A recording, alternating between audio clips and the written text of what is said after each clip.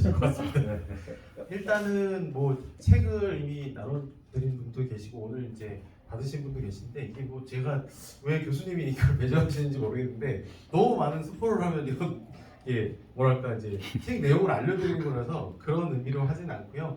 그냥 조금 교수님하고 같이 이제 이 출판 작업을 하면서 거의 교수님의 어떤 철학과 이제 생각들이 많이 녹아 있었고 저희는 많이 또 토론도 하고 그러면서 결국 결과물이 나왔는데요. 그거에 대한 부분들 한번 좀 간단하게 말씀드리려고 합니다.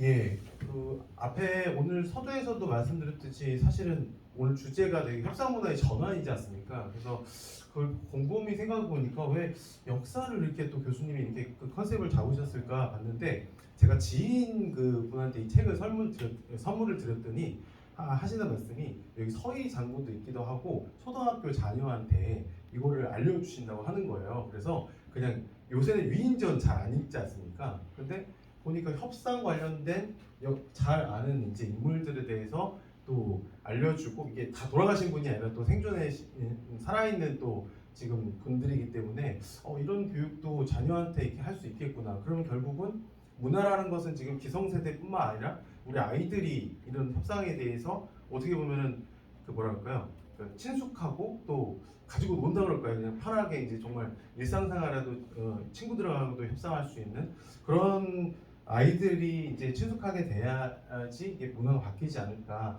이런 교수님의 좀 생각을 이제 보게 된 것 같고요. 보시게 되면은 총 7명을 선정하셨습니다. 그리고 하버드의 차관을 그 위대한 협상가 상에서 차관을 하셔서 했는데 그 가만히 이야기를 듣다 보니까 하버드에서는 그 위대한 협상가 상에서는 동양인이 없었다고 합니다. 그래서 교수님께서 우리 동양도 위대한 협상가가 있고 특히나 우리 이제 한국에도 서희 장군 워낙 유명한 그 협상을 하셨기 때문에 그래서 동양 인원도 이제 3명이나 이렇게 선정을 했던 것도 큰 의미지 않을까 싶습니다. 근데 가만 생각하다 보니까 이게 시리즈 1이거든요. 근데 다음에는 그 저희 그 전성우 씨그 와이프분인 브래드 여사님이 그런 말씀하시더라고요. 다 이게 남성분만 있다 보니까 여성의 위대한 협상가도 시리즈 2에서는 좀 발굴을 좀 해줬으면 좋겠다 해서 굉장히 또 그런 의견들을 좀 받았습니다. 근데 결국은 위대한이라고 하는 것이 굉장히 큰 부분이 있는 것 같아요. 그래서 결국은 이분들의 가장 큰 협상에서 성공의 이제 이유는 인류의 보편적 가치를 목표로 내세웠기 때문에 아주 극단적이고 어떤 정치 갈등, 종교 갈등, 이런 나라 갈등 이 안에서도 결국은 위대한 협상을 성공적으로 끈 분이고 결과적으로 그게 이분들에 대해서 혜택이 온 게 아니라 결국은 분쟁으로서 이제 희생받았던 이제 국민들 이런 시민들한테 그런 협상의 결과가 돌아가지 않았을까 이제 그거를 주로 이제 보신 것 같습니다.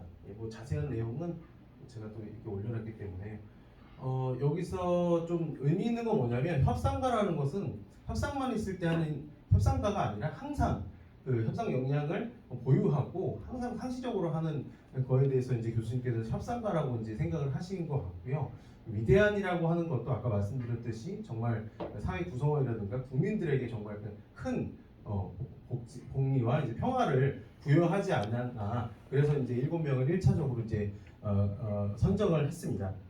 그리고 이 연구의 의미는 글쎄요, 이제 이분들이 뭐 협상 자격증이 있거나 협상을 이렇게 배웠다기보다는 결국은 왜 이 협상을 자기가 이런 위치에 있을 때 대통령이 됐을 때 총리가 됐을 때 돼야 되는 그런 어떤 사명감 내지 보편적 인류의 가치를 실현하기 위한 그 실행에 더 있었다고 보는 게 좋을 것 같습니다. 그래서 결국은 왜 이렇게 지도자로서 그렇게 역할을 했는지 그거를 아마 읽어보시게 되면 좀 참고하실 수 있고요. 앞단에 교수님이 아이디어를 내셔가지고 화보같이 이렇게 사진을 넣자라서 해서 실제 책의 사례들 여러 가지 협상 사례들과 연관되어 있는 책을 다 출처까지 다 저희가 찾아서 교수님이 고생을 많이 하셨습니다. 이거는 저기 저작권 고생 안 했어요? 그 부분도 굉장히 이제 고려를 하면서 이제 했는데요. 기대 안 되도록.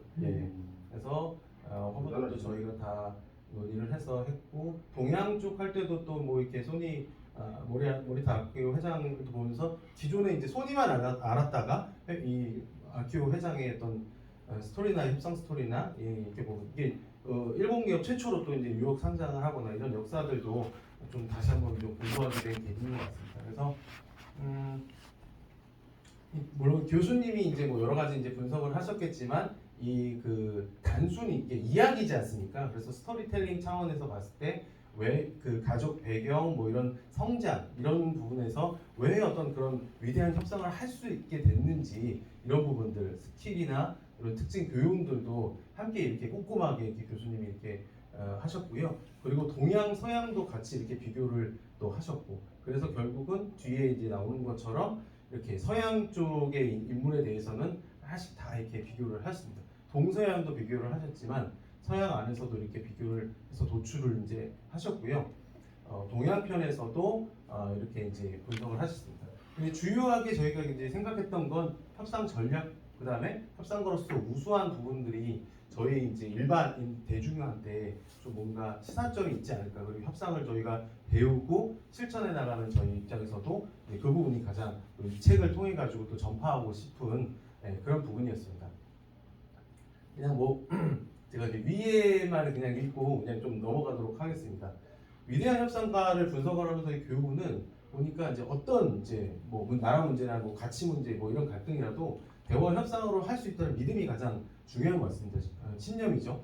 그리고 유리하게 끌고 갈 수 있는 단순히 총리여서 대통령이 된 게 아니라 정말 이제 다양한 정보 설득력 이런 그 협상의 노력 중에 파워가 가장 그 우선적으로 이제 끌고 갔던 부분들이 가장 공통점이었던 것 같고요.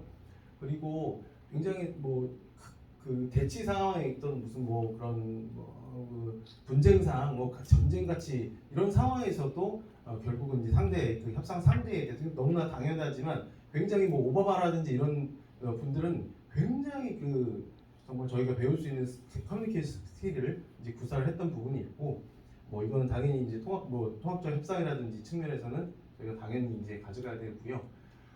교수님께서도 가장 많이 도출했던 게 저런 위대한 협상은 결국은 인류의 보편적인 이런 가치를 목표로 삼았지 않느냐. 이게 요거를 좀 반추해 보면 일반적인 어떤 그 노사 협상이나 다른 협상에서도 정말 풀리지 않을 때는 우리 인류의 우리 최석 총리께서도 뭐 가족했지만 가족 사랑 결국은 다 그런 건 누구나 다 가지고 있는 보편적인 그런 가치를 또 내세웠을 때는 풀리지 않는 상황에서도 서로 목표로 이제 삼아갈 수 있지 않을까 이렇게 싶었습니다. 마지막으로 제가 토니 블레어하고 이제 모리타 아키오 회장을 했는데 토니 블레어 총리가 이제 북아일랜드 몇백 년 된 그 풀리지 않는 그 분쟁을 이제 해결했거든요. 그때 너무 이제 풀리지 않았을 때 했던 게 이런 말들입니다. 뭐 여기 쭉 해서 해결하지 못할 때라도 차라리 실패를 하더라도 시도를 하는 편이 낫다. 무슨 얘기냐면 그냥 그 옛날이나 이제 300년 400년 됐으니까 그냥 안 되겠지. 두면 되겠지. 다음 총리가 하겠지. 이런 거보다 본인이 실패하더라도 이 협상에 임하고 노력하고 결국은 해냈거든요. 그런 과정들을 아마 책 속에 좀 이렇게 정리를 해서 담아놨으니까 참고해서 보시면 좋을 것 같습니다. 네, 감사합니다. 네. 아, 네.